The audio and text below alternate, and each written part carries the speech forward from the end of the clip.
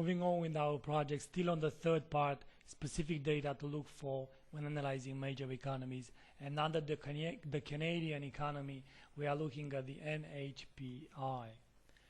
Now the NHPI stands for New Home Price Index, and it shows the change in the selling price of new homes. Now there is not really much to say for the New Home Price Index, with the exception that this is an important indicator related to the housing industry, as higher prices usually are coupled with less demand from the consumer if the consumer spending is not rising sufficiently enough.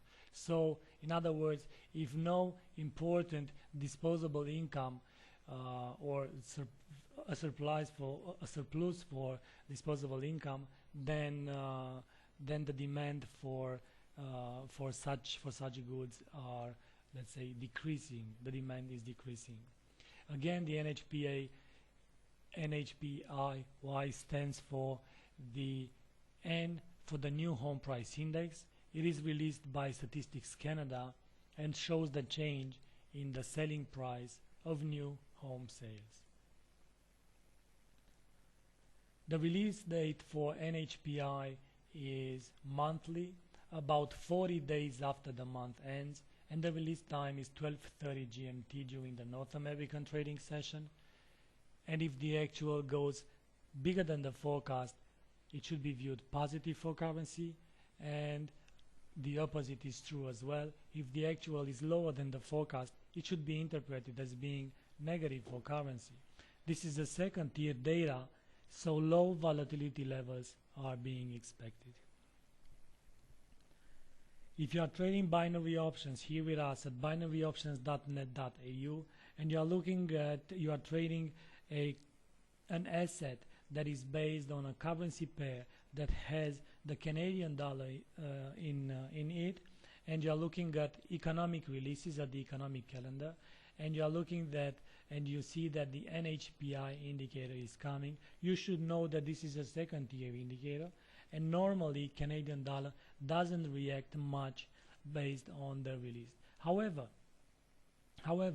if you are looking at the actual to interpret the actual versus the forecast or the estimated, then if the actual is higher than the forecast, it should be viewed positive for the currencies. So it should be viewed positive for the Canadian dollar. Well, if you are trading US dollar, Canadian dollar, for example, and the data should be interpreted as being positive for the Canadian dollar, then the Canadian dollar should appreciate, and therefore the US dollar, Canadian dollar should move to the downside. Well, in order for the US dollar, Canadian dollar to move to the downside and you to have a binary option, or you to trade an option that should be in the money at the expiration date, then one should buy puts, because you are looking for the currency pair, the US dollar, Canadian dollar, to move to the downside as a result of the actual being bigger than the forecast. So positive for currency, positive for Canadian dollar. The opposite is true. You should buy calls if the actual is lower than the forecast for the US dollar, Canadian dollar, as this should be interpreted negative for the Canadian dollar, and hence the US dollar, Canadian dollar should move to the upside for your option to expire in the money. However, this is second tier data. The strategy I mentioned earlier works better with first tier data. First tier data meaning the economic data that makes markets really move. Not the case here. So here low volatility levels are expected. However, if you are looking at the 6 month worth of data for the New Home Price Index, on the horizontal we have values starting with February 2013 until July 2013, and the range is between 0.1 and 0.2%. So basically no much of a change in the New Home Price Index. Remember what it means. The New Home Price Index, it shows the change in the selling price of new homes. So the selling price of new homes, see here, from February till July 2013 is not moving that much, between 0.1 and 0.2, Well, it is increasing. It is increasing on a monthly basis, but not, let's say, to be worried about or not to be disregarded. I would say that this is a constant, and it should be watched though to see future developments. Now the next indicator is relating to the capacity utilization rate, and as you know, in the United States we didn't look at such an indicator, in Europe or UK neither, and in Australia we've seen something like this.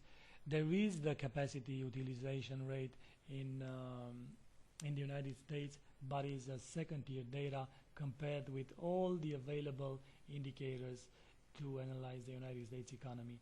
And out of those, if you remember, for the United States economy, we've looked at 27 indicators, but this capacity utilization we skipped it because it wasn't that important when compared with the 27th other indicators.